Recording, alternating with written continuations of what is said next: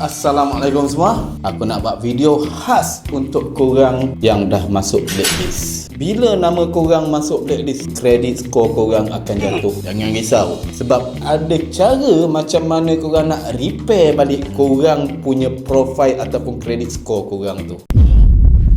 What the hell you say? Langkah yang pertama yang korang kena ambil, korang kena beli ataupun korang kena dapatkan korang punya report sitos yang terbaru. Korang boleh tengok sendiri korang punya problem dekat mana yang tak berbayar dan kat mana yang korang kena repair. Ada juga kes yang mana korang dah habis bayar pinjaman tu, tapi korang punya blacklist tak keluar lagi. Korang kena contact balik bank yang korang buat pembayaran tu dan minta surat pelepasan hutang. Kalau korang gunakan kad kredit, make sure korang just pakai 30% je daripada kredit limit kad kredit korang tu untuk tunggakan korang tu. Kalau korang ada peluang untuk buat reschedule, buat reschedule untuk tutup korang punya masalah blacklist.